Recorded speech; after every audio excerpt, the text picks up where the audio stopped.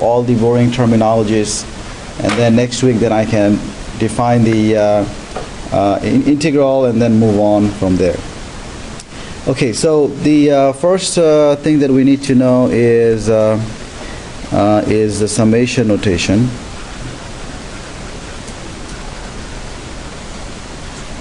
Summation notation.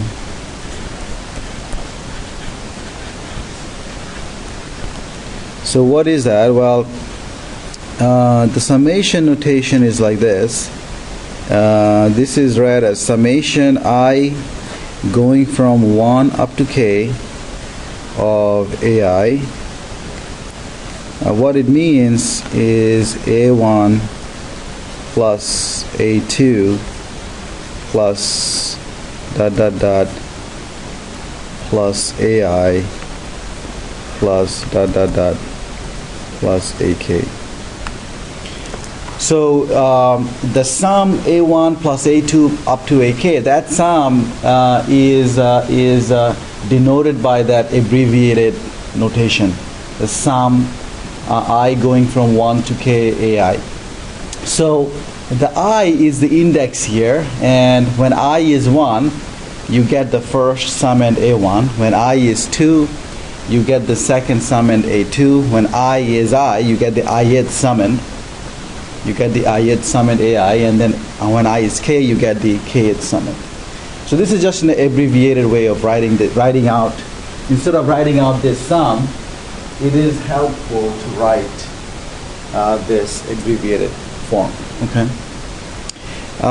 For example,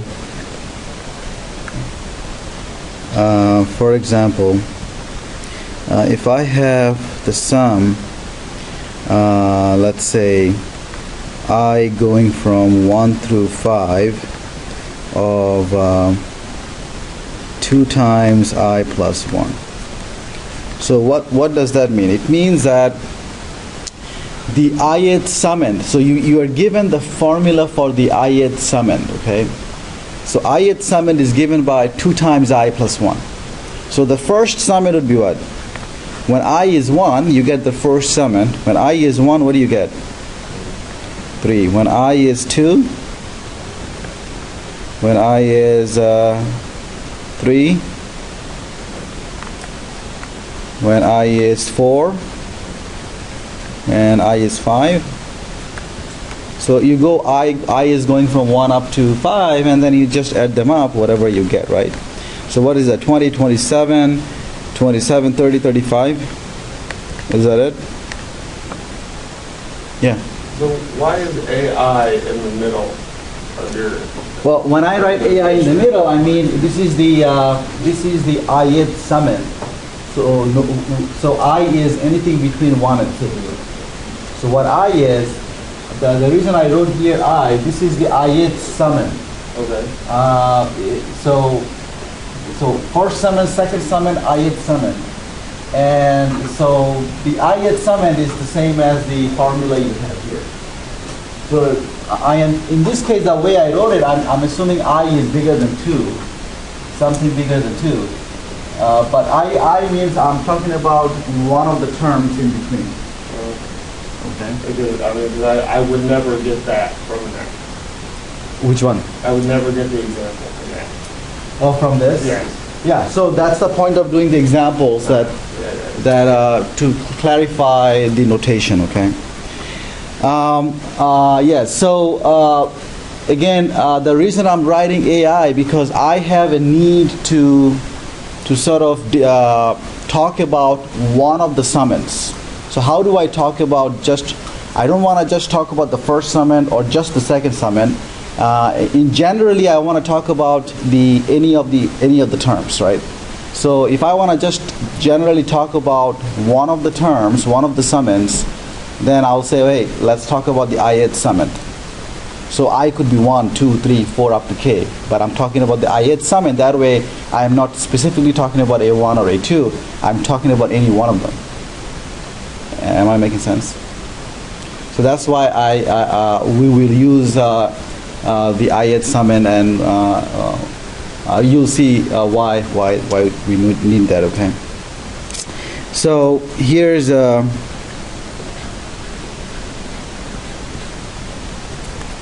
Here is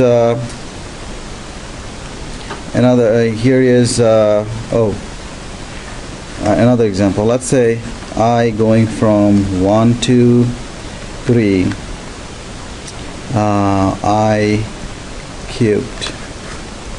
So what that is 1 cubed plus 2 cubed plus 3 cubed. Okay, so what is that? 27 plus 3, that's 30, right? You guys are okay with that?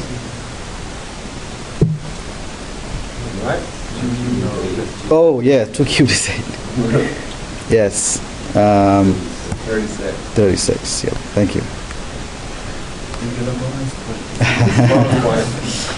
Okay, so now here are some facts about summation notation.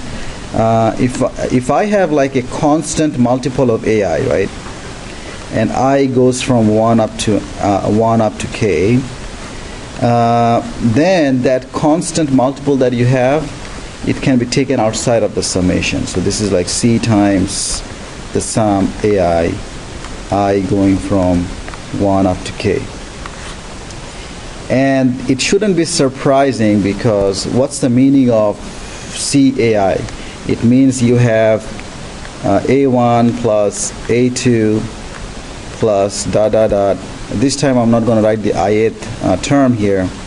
I have C times that, C times that, and C times that. And on the right hand side, what I'm writing is C times what? A1 plus A2 plus dot dot dot plus AK. You guys realize that? The summation on the right side means C times the sum of A1 through AK. On the left hand side, the summation is C times A1, C times A2. So basically you're factoring out the C, right? Okay, so this would be our one formula for summation notation. The second formula for summation notation is the sum AI plus BI, I going from 1 through k, is the same as sum of AI plus the sum I going from 1 through k of BI. You guys realize that? Well, let's see. Write out what left hand side and the right hand side. The left hand side, if I write it out, what do I get? I get A1 plus B1, right? And then I get plus A2 plus B2 plus dot dot dot plus AK plus BK, right? And on the right hand side, what do I get? I get A1 plus A2 plus dot dot dot plus AK plus B1 plus B2 plus BK. And are they the same? All we did is we rearranged, right? We grouped together the B terms and the A terms together, right? Yeah. So were they the same number? Which numbers are the same? A and B? No, AI and BI are different numbers. But what you're adding is A1 plus B1, then you're adding A2 plus B2. So what I'm saying is that you can group together A1, A2, AK, B1, B2, BK, because you have... Yeah, I understand. Yeah, you're adding the numbers anyway, so you can group them any way you want. So we can do it this way. Okay. Let me give you an example of using this, then maybe it's going to make it clear. So let's say I have the summation I going from 1 through k, sorry, 1 through 1, 2, 3 of 2i plus 1, oops, sorry, I cubed plus 2i plus 1. So let's say I have this sum. Well, then I can write this as the sum I going from 1 to 3 I cubed plus 2 times the sum I going from 1 to 3 I, yeah, the sum I going from 1 to 3 of 1. Right. Yeah, so this is what we mean. And what's the sum of I cubed? We found that was 36, right? And this would be 2 times, you're adding the numbers 1, 2, and 3, right? This is 2 times what? 1 plus 2 plus 3, right? And this is adding what? 1 plus 1 plus 1, right? Because the summand, each summand is 1. In the third one, each summand is 1. So what do I have then? This would be 3 to 5, 6 times 2, that's 12. So this is 36 plus 12 plus 3, which is 36 plus 15. So that's 51, right? Is everybody okay with that?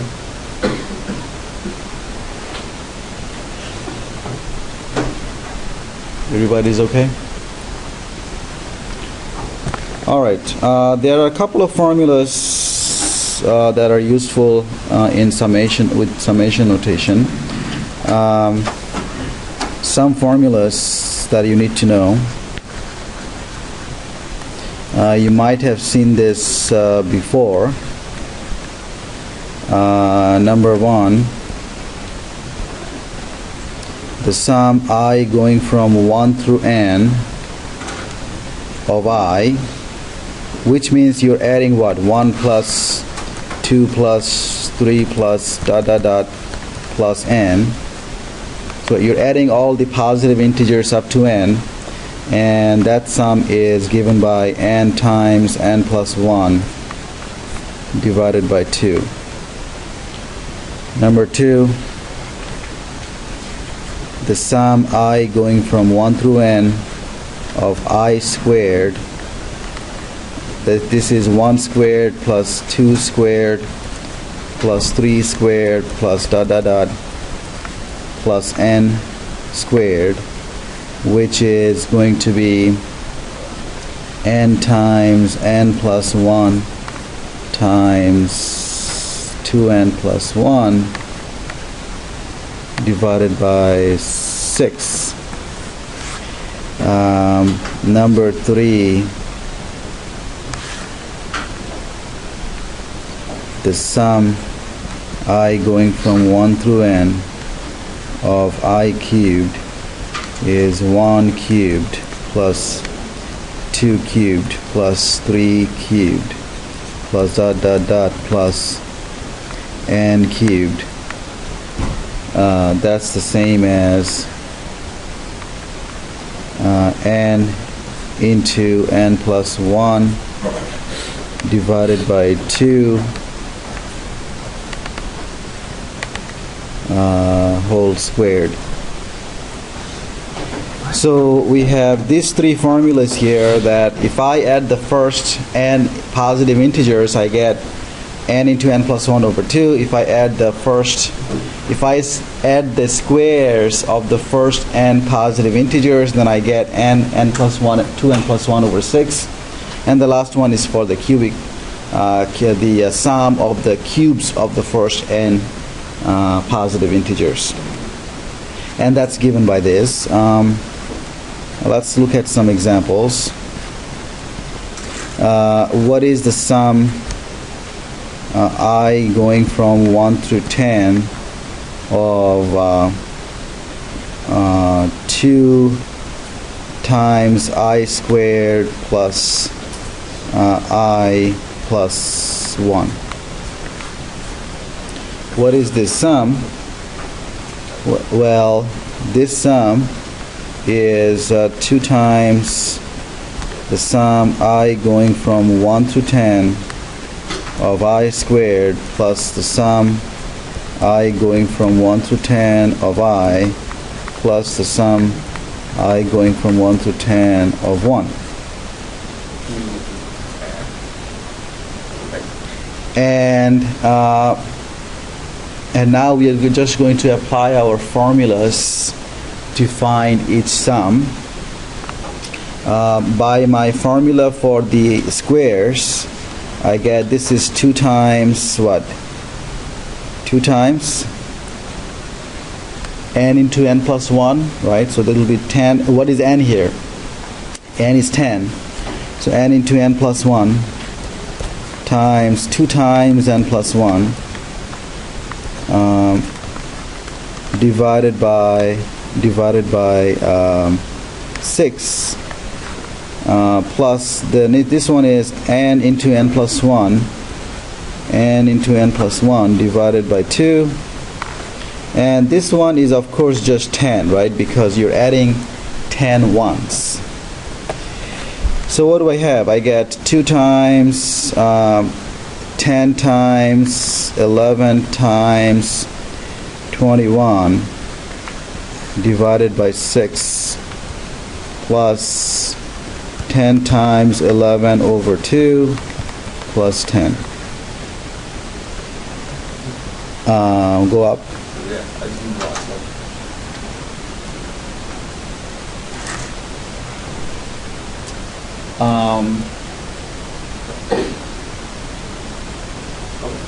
Okay. All right, so then I get what? I get 2 goes into 6, 3 goes into 21 7 times. Okay. This would be 770 plus 55 plus a 10, because 2 goes into 10 5 times, and this would be what? 780 835. Is my arithmetic correct?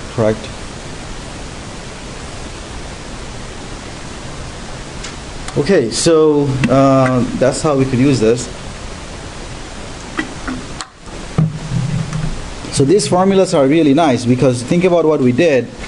If you are asked to add 1 plus 2 plus 3 plus 4 plus ... all the way up to the number, let's say 50, okay, instead of adding 1 by 1 by 1, it's just the same as 50 times 50 plus 1 divided by 2. That's my first formula, right? You're adding the first 50 positive integers, and that's what you get.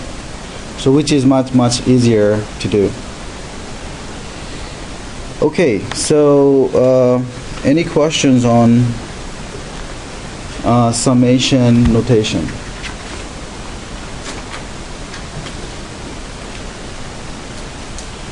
Okay, so that's the first of a series of terminologies that we're going to look at.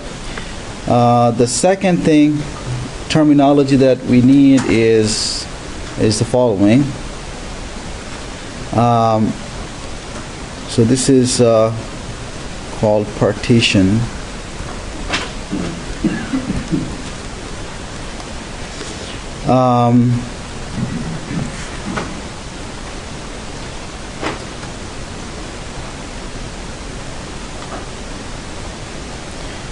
By a partition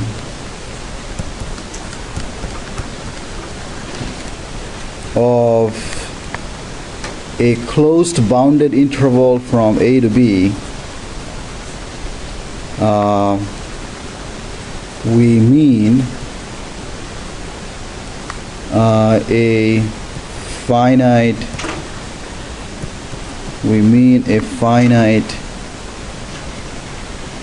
set of points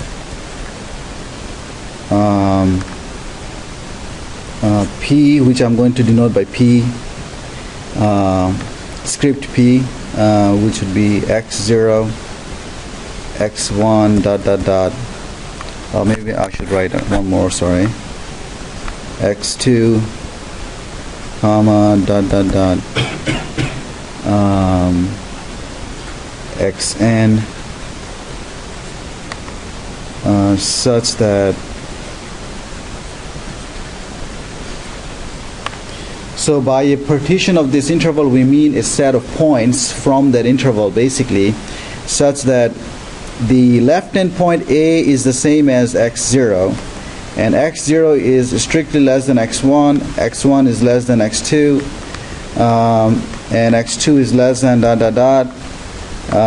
It'll be the less than the I minus first point, and then the ith point dot dot dot xn, and xn would be the right hand point B.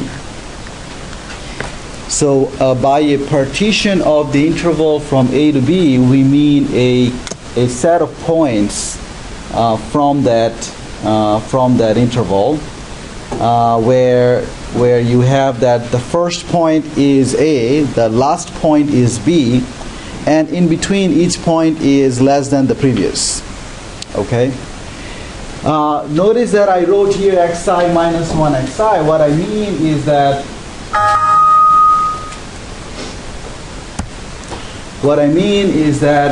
this is the ith point, and this is the I minus first point. Okay, so whatever I is, so if I is, let's say 5, it is the 5th point, and this is the 4th point. If I is 6, this is the 6th point, this is the 5th point. Okay, so sometimes I might need to talk about two consecutive points in general, right? If I want to talk about two consecutive points in general, I don't want to talk about just x1 and x2. I don't want to talk about just x3 and x4. I want to talk about any two consecutive points in general. Then I'll talk about, say, the I minus first point and the ith point.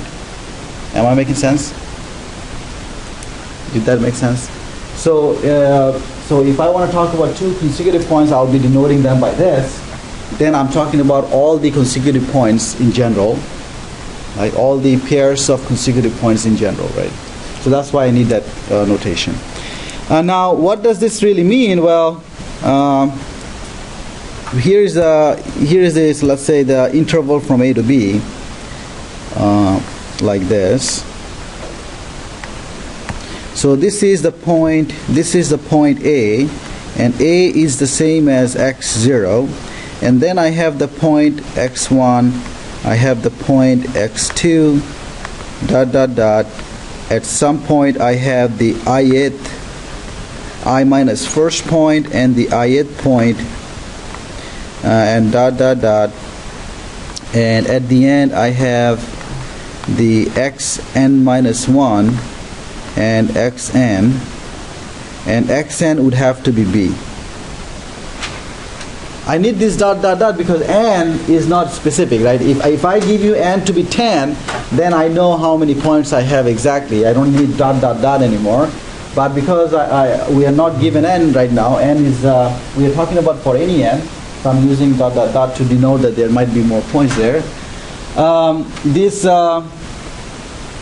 So notice that if I have the interval from A to B, I am just picking points from there. And the only requirement is that I pick the first one and the last one, right? And then I pick points in between. Now, how many points did I pick? How many points did I pick from the interval? Well, I have x0, x1, all the way up to xn, right? So how many points are there? 7. No. From A to B. How many points are we picking? N plus 1, because 1 up to n, that's n of them, and then I have x0, right? So there are n plus 1 points that I picked, including A and B, right? Now, these n points, right, they divided the interval, they divided, when I picked these points here, they divided the interval into subintervals, right? The interval from A to B has been divided into subintervals by picking this point, right? I have the interval right here between x0 and x1, x1 and x2, here, all the way up here, right? So when I pick points in an interval, it divides the interval into subintervals, right? Does everybody realize that? How many subintervals do I have? You guys understood that there are n plus 1 points that I pick. How many subintervals are there? Between n of them. Very good. So between x0 and x1, I have 1. Between x1 and x2, I have 2.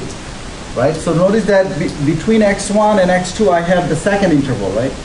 So this index here tells me the number of that interval, right? So x0, x1, I have the first interval. x1, x2, I have the second interval. xi minus 1 xi, I have the ith interval here, and this would be my nth interval here, okay? So this would be the first subinterval here.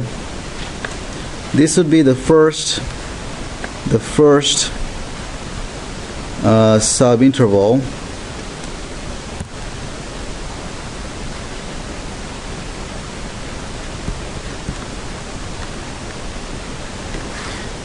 This would be the ith subinterval.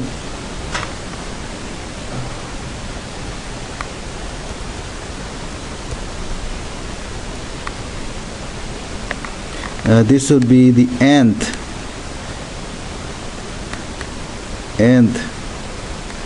subinterval.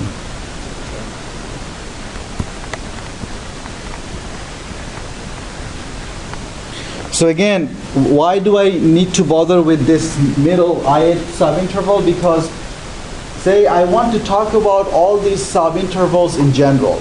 I don't want to talk about just the first subinterval or just the second subinterval.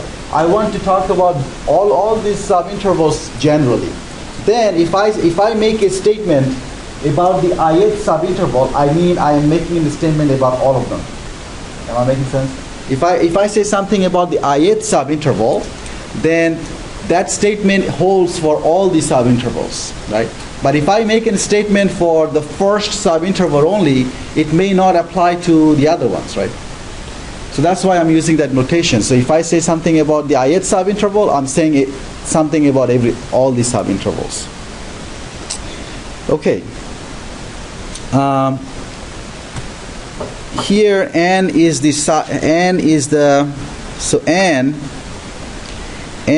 called the size of the partition. Remember, we denoted the partition by P. So P denotes this partition. So n is called the size of P. N is the number of subintervals induced by picking those points. Okay. And there is another terminology that we need. It's called the mesh. It's called the mesh of the partition P, and it is denoted by using this double line around P. And what this is the largest length. This is the largest length of the subintervals.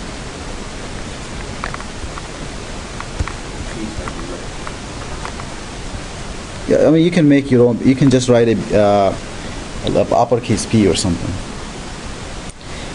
Okay, so I think I got all the terminologies relating to a partition. Let's go over some examples to make sure that we understand all these terminologies. Example. Let's say I have the interval from 2 to 5. Okay, I have this interval from 2 to 5, and I can pick a partition of that P1, and let's say P1 I am picking the points 2, 3, 4, and 5. So again, partition means it's a set of points of that interval, including you have to pick 2 and 5, the first one and the last one in that interval.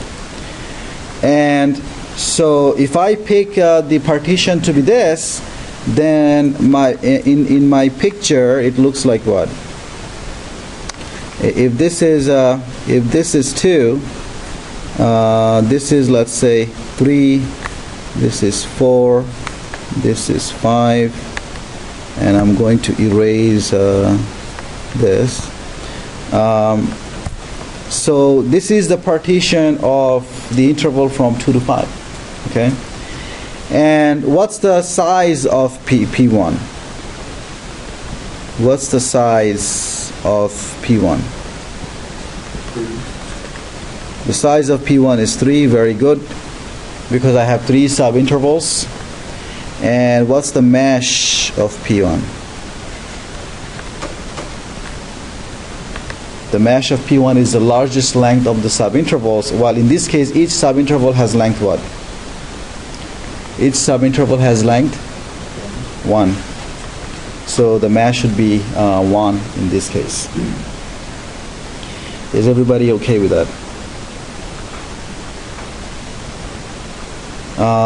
Let's pick another partition. Let's take P2, partition for the same interval 2 to 5, but this time I'm going to pick the points 2, 2.5, 3, 3.2, 4, 4.5, and 5. So if I pick this partition points, then what's going on graphically? Again, let's say this is the point 2 here. Let's say this is 2.5. This is 3.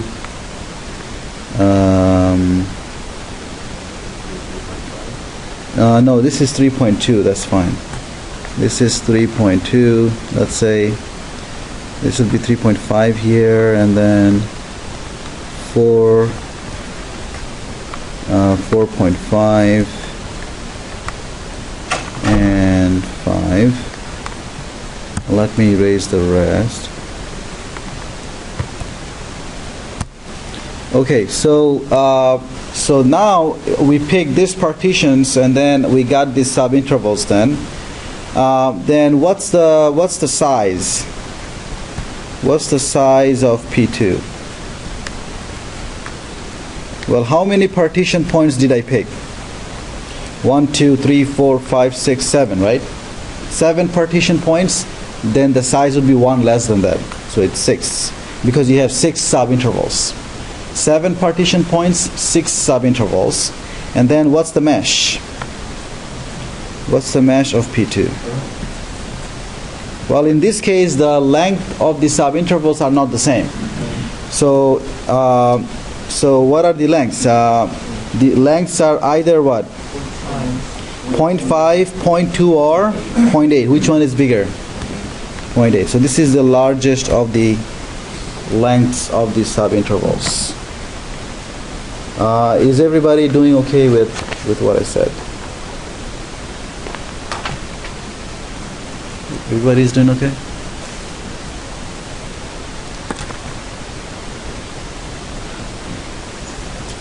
Example.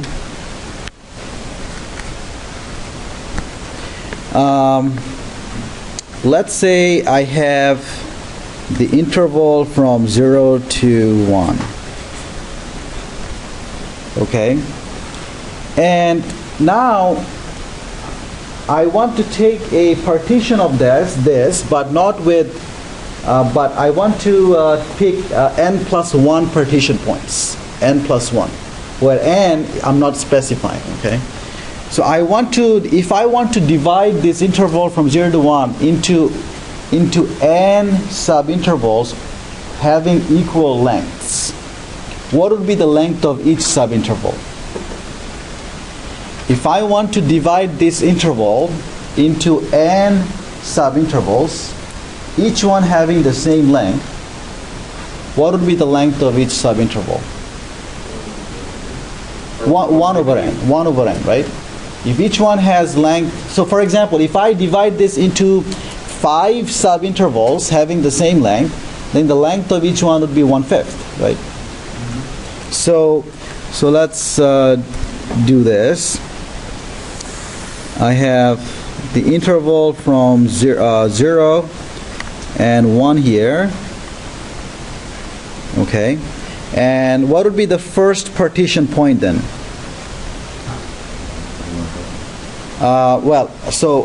Again, I am dividing this interval from into n subintervals. So I am picking a partition, and I want the size of p. I want the size of p to be n. So I want to divide this interval into n subintervals of equal lengths, right? N subintervals having the same length. As you said, it will be 1 over n. So I want each subinterval to have length 1 over n. So what would be the first point here? First partition point? 1 over n. Because I want the length to be 1 over n, right? What would be the next partition point?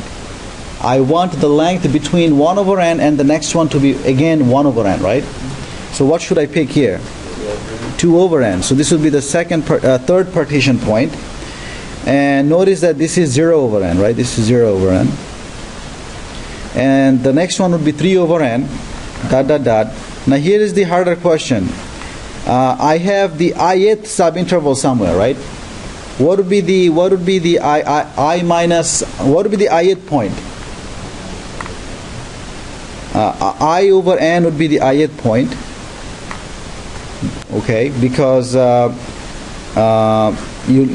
right end point of the first subinterval is what? The right end point of the first subinterval is 1 over n. The right end point of the second subinterval is 2 over n. So second subinterval, 2 over n. So ith subinterval would be I over n, and this would be I minus 1 over n. So this is the ith subinterval, and then you go this way, and the last one would be what? N over n. So the previous one would be n minus 1 over n. So in this case, the mesh, of course, is the mesh that we pick. We intentionally picked the mesh to be 1 over n. Is everybody okay with that?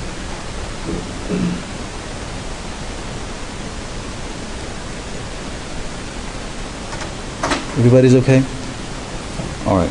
Let's make this a little bit harder question, okay? Suppose I have the interval from 2 to 5, and I want to pick a partition this time where I want to pick a partition P. Sorry. I want to pick a partition P of size n, and I want the mesh. I want each subinterval. So I'm going to get n subintervals. I want each subinterval to have the same length. What should be the length of each subinterval then? What's the length of each subinterval? If I want each subinterval to have the same length. I have, how many subintervals do I have? N of them. I want each one of them to have the same length. What should be the length of each one? 3 divided by n. 3 divided by n. So what's the total length of this guy? 3. And so I have n of them. So I have to divide length 3 among n of them. It will be 3 divided by n, right? Each one will have length 3 divided by n. Okay, so now I want to come up with the partition points.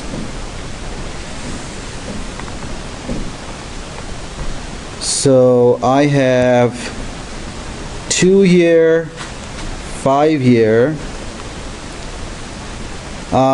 Okay, so what would be the next partition point? Well, it will be 2 plus 3 over n, because you want the length to be 3 over n exactly, right? So whatever 2 is, you add 3 over n to it to make the length 3 over n, right? What would be the next point? 2 plus, yep, 2 plus twice the 3 over n, right? Twice 3 over n. Now the length between the second 2 points would be 3 over n still. And what would be this one? It will be 2 plus 3 times 3 over n, right? Dot dot dot. Now what would be the ith one? What would be the ith one? 2 plus I times 3 over n. And this one would be 2 plus I minus 1 times 3 over n. And I need a little bit more space here.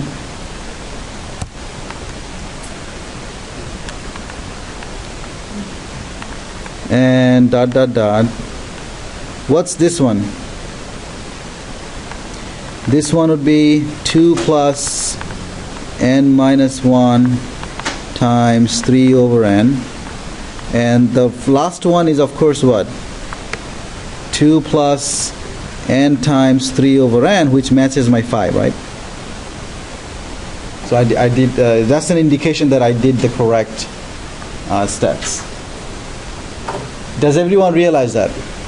Again, my goal was, I have the interval from 2 to 5, and my goal was that I want to pick a partition so that the size of the partition is n, and I want the length of each subinterval to be 3 over n, right? Why 3 over n? Because I want all of them to have the same length. So I have the total length is 3. I have n subintervals, so I have to divide 3 among the n subintervals, so each one will have length 3 over n. And so that's so these are the partition points if I want that. Is everybody clear on this? Any questions? Any questions at all?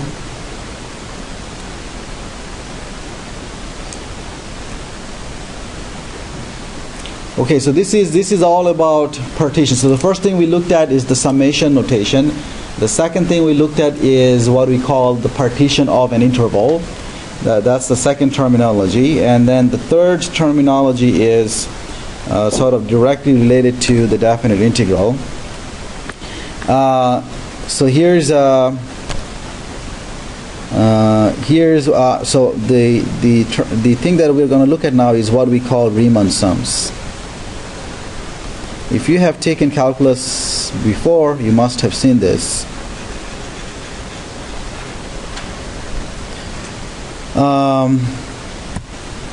So how do we define a Riemann sum? So here's how. Let's let f be a function. Let f be a function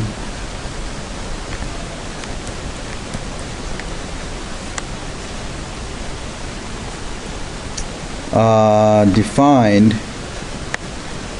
on the interval from a to b. So all I'm saying, I know that this function is defined over this interval. Okay. Now we are going to take a partition of this interval. Okay, so we are going to take a partition P of this interval, and instead of saying too many things, I'm just going to draw it. So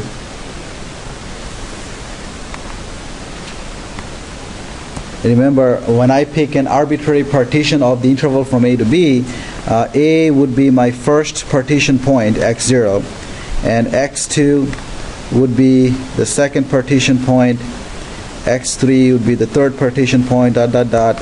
At some point, I have the ith subinterval. Ith subinterval is xi minus 1 and xi. And then the last one is b, which is xn. And so the previous point is xn minus 1. That's the nth subinterval. No, that's because I made a terrible mistake. Okay, here's okay, so this is x1 and this is x2. Thank you. Okay, so we are picking a partition P of the interval from A to B. The size of the partition is n, and the mesh is well, I cannot say what the mesh is, but the mesh is there. It's the largest of the largest length of the subintervals. Okay, and then I'm not done yet. What I'm going to do now is pick one point in each subinterval. Okay, I am going to pick now one point in each subinterval. So let's say I pick the point W. So this is my first subinterval, right? In the first subinterval, I'm going to pick the point W1. In the second subinterval, I am going to pick the point W2. Okay. In the ith subinterval, I am going to pick Wi. Okay. And in the last one, let's say I pick Wn. So the point I pick from the first subinterval, I am calling that W1. The point I pick from the second subinterval, I'm calling that W2, and so on. Is everybody clear? These are called, I'm going to call them, these Wi's will be called test points or sample points, okay? So we're going to call them, so sample points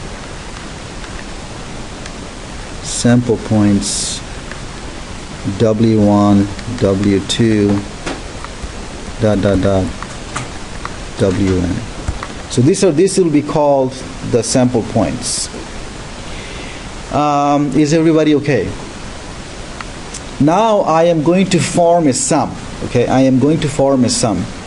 What I'm going to do is I am going to evaluate my function f at each of these sample points and multiply that value by the length of that subinterval. Okay, so for example, so for the first subinterval, for the first subinterval, I am going to evaluate my function f at W1, and then I'm going to multiply that with the length of the first subinterval, which I'm going to denote by delta x1. So what is delta x1? Delta x1 is the length of the first subinterval, whatever that length is. In this case, the length would be what? x1 minus x0, right? x1 minus x0 would be the length of the first subinterval, right? And I am denoting that by delta x1. Is that making sense? Delta x1 is the length of the first subinterval. It is equal to x1 minus x0, right? I am going to now add, I'm going to evaluate f at the second sample point W2 and multiply by the length of the subinterval, the second subinterval, okay? Dot, dot, dot. I keep doing that for each subinterval. For the ith subinterval, what do I get? I evaluate the function at the ith sample point, multiply by the length of the ith subinterval, dot, dot, dot. The last one, I evaluate f at the last sample point, multiply by the length of the last subinterval. This sum that I just formed, this is called the Riemann sum. But in summation notation, what should I say? What should I write in summation notation? Anybody? What should I write in summation notation?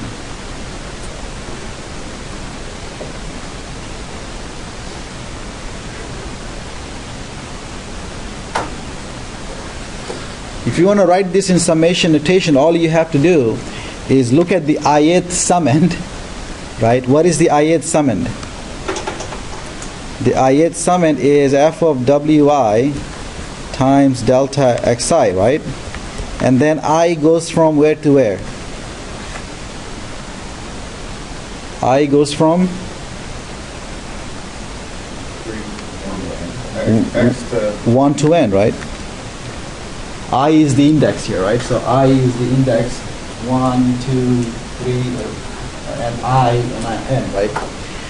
So in summation notation, this sum can be written in this way, and this is called the Riemann sum, okay? This is the Riemann sum. So this is called, this thing here that I have, this is called the Riemann sum.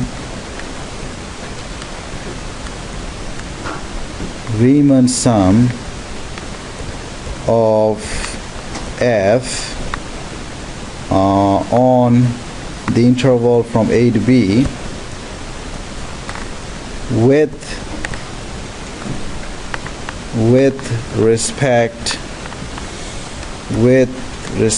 to the partition P. So that sum is called the Riemann sum of F on the interval from A to B with respect to the partition P. Is everybody okay with that? Yeah. This was just to get the area or a rough estimate of the area. I'm going to show you what this sum means graphically, and in some application, what's the meaning of this sum. Okay, I'll show you that later. So today I just want to get rid of the terminologies, and next week we will see what some of this mean graphically and in applications as well. Now, this is the Riemann sum. Now, there are some specific Riemann sums that we will look at. One is, you see, you pick your sample points, right? If I pick my sample points to be the left endpoint of each subinterval, so on each subinterval I pick a sample point, right? So if I pick my sample point to be the left endpoint, then that Riemann sum that I obtain, it's called the left Riemann sum. If I pick my wi's to be the right endpoint of each subinterval, so if I pick wi to be xi, and I do that for each subinterval, then I get what I call the right Riemann sum. Is everybody clear? So let me write that down first.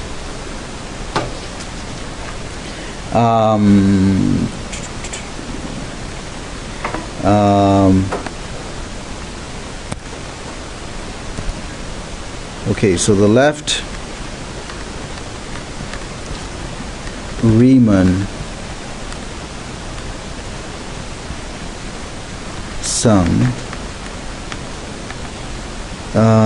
will be, I will denote that by ln.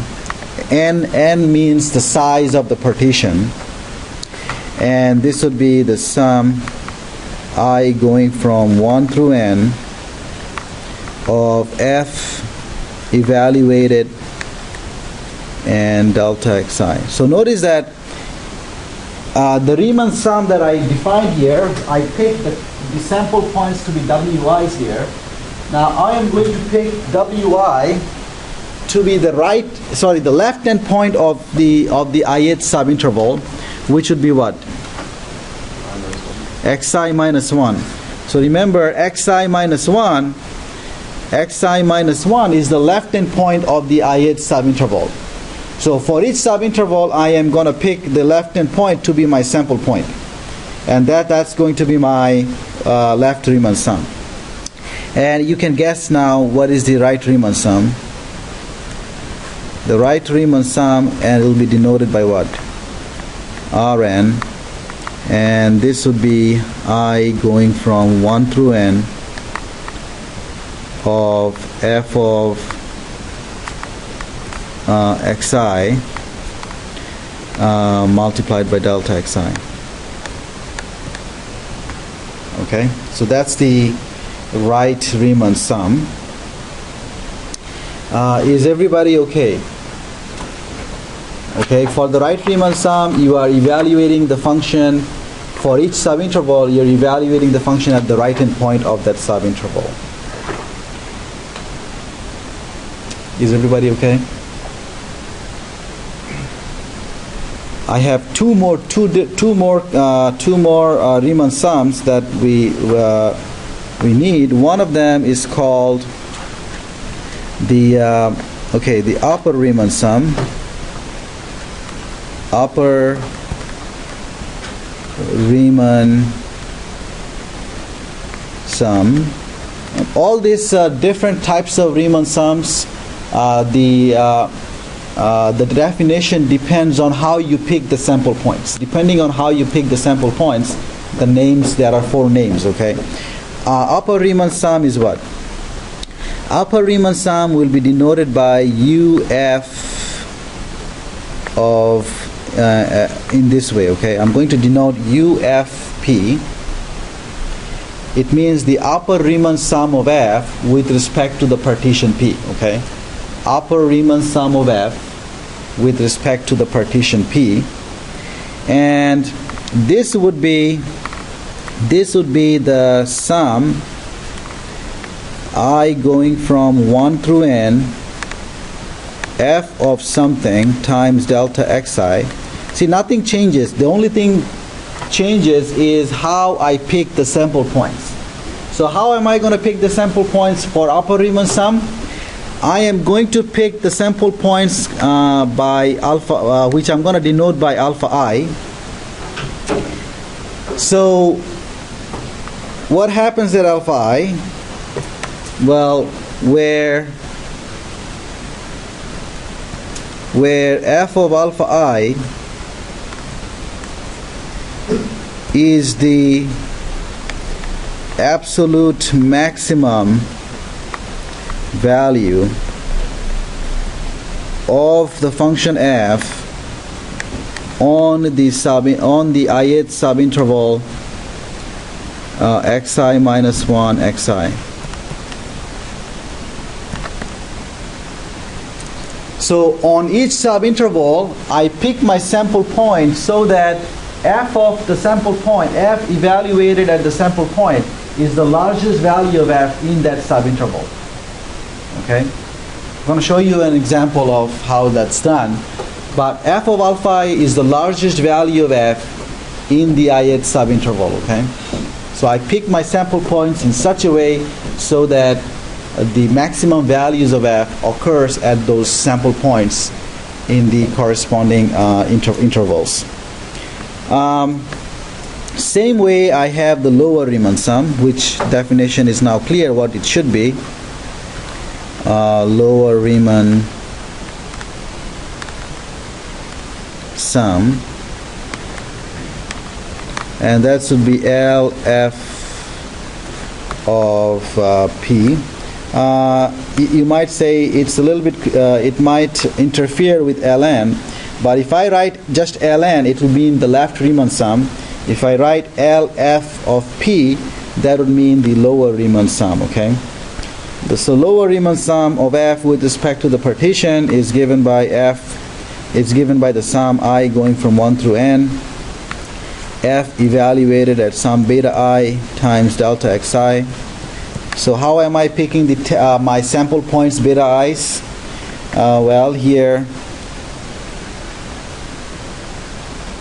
where f of beta I is the absolute minimum value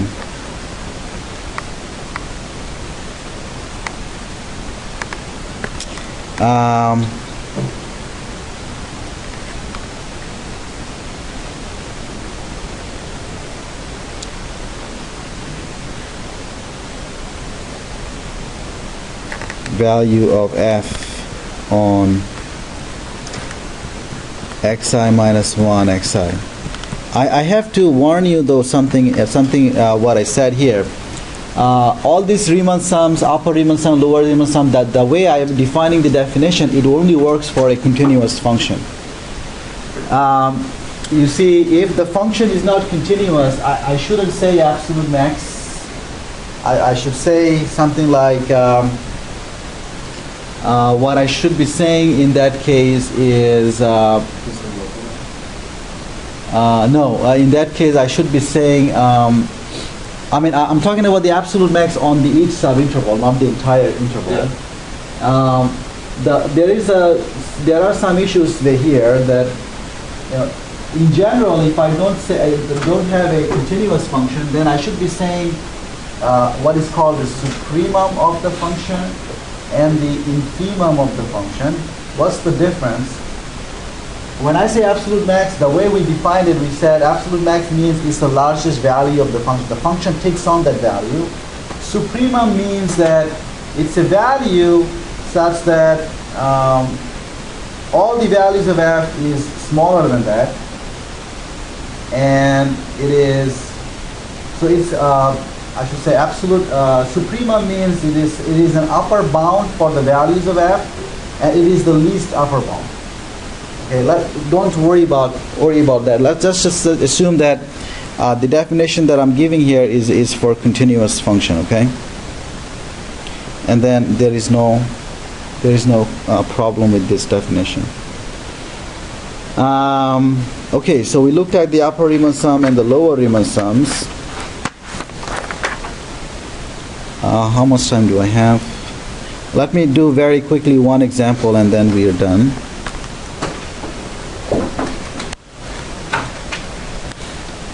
Suppose that I have the function f of x, which is x squared plus 1, and the graph of that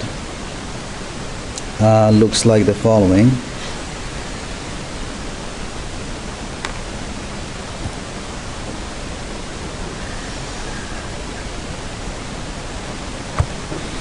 Okay, 1 is here.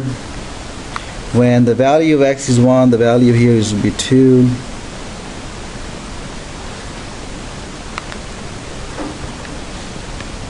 And when the value is 2, it's going to be 5, I guess. So 1, 2, 3, 4, 5. 1, 2.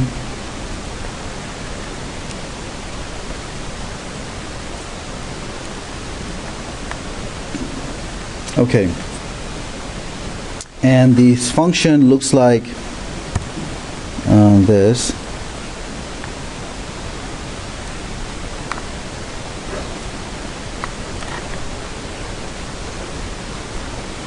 Okay, so this is the function, the graph of the function between negative 2 and positive 2.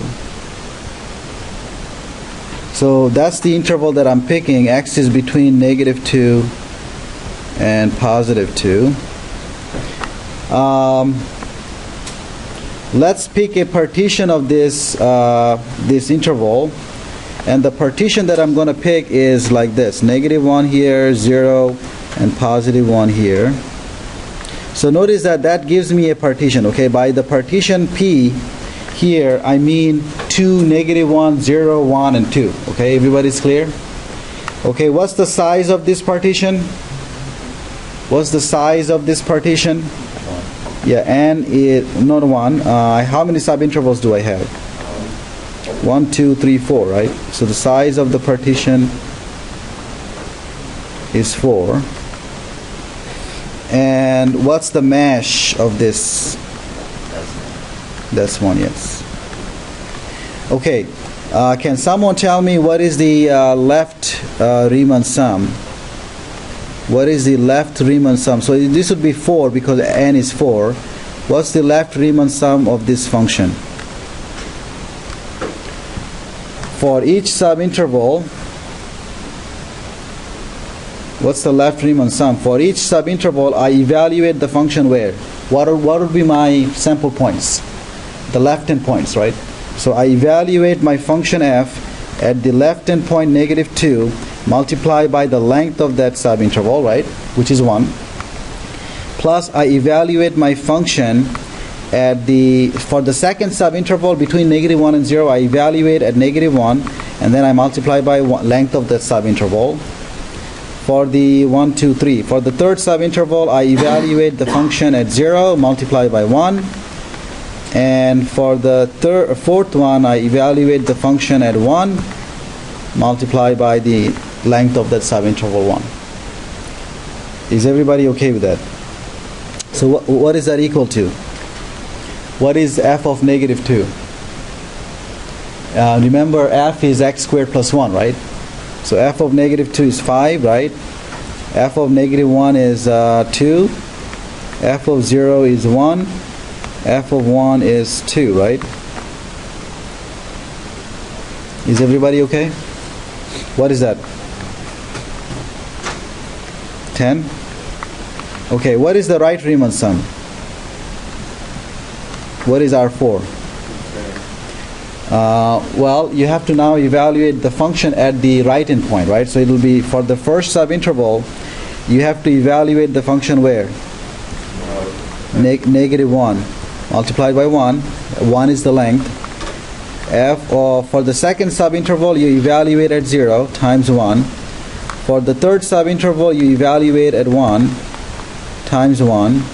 And for the last one, you evaluate at 2 times 1, right?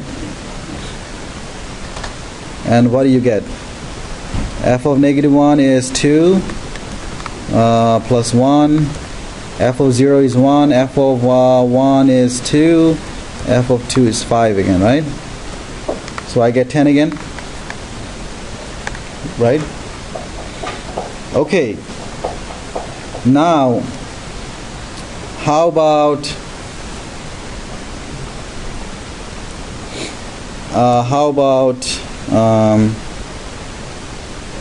I change something here, okay? Which is, I'm not going to pick 0 as a partition point, okay? So 0 is no more a partition point. So now I am picking my partition. I'm picking my partition now. Let me call the previous partition. Previous partition was negative 2, negative 1, 0, and 1 and 2. Now I pick my partition to be negative 2, negative 1, positive 1, and 2. So I'm not using 0 anymore. Can someone tell me what's the upper Riemann sum? What's the upper Riemann sum?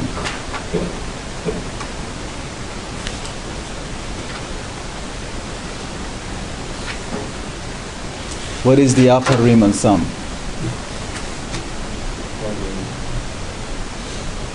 Well, for the first subinterval, I have to pick my sample point so that f has the maximum there, right? So between negative 2 and 1, negative 1, at which point do we get the maximum? At negative 2, right? So I evaluate the function at negative 2. F at negative 2 multiplied by the length of that subinterval is 1. Plus, for the second subinterval, right? Second subinterval is between what? Negative 1 and 1, right? And where does the maximum occur? Negative 1 or 1. You can pick it in either one of them. So I take f of negative 1, but multiply by the length is now what? 2. Plus f evaluated for the third subinterval, the maximum occurs at 2.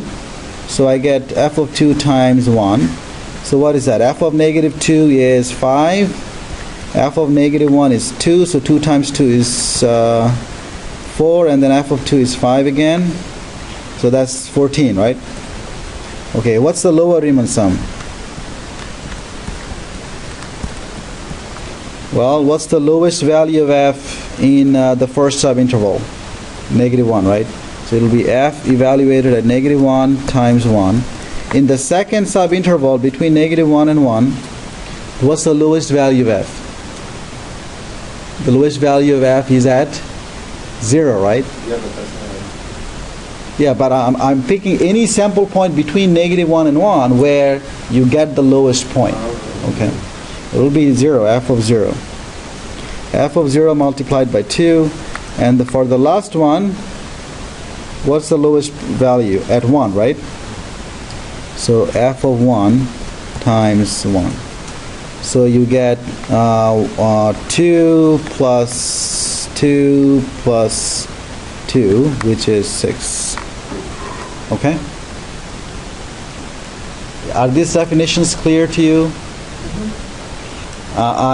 When you pick when you find upper Riemann sum and lower Riemann sum, the sample points might be the left or right in points because the maximum or minimum may occur there, right? But it may occur in at some other points as well. Okay, so I'm going to. This is my last line. The lower Riemann sum of a function with respect to any partition P, P1, let's say, is less than the upper Riemann sum of the same function with respect to any other partition. Okay? The lower Riemann sum with respect to any partition is the lower Riemann sum with respect to any partition is less than the upper Riemann sum with respect to any other partition. Okay? It's always the case. Okay, I'm going to stop here. Let you take a break.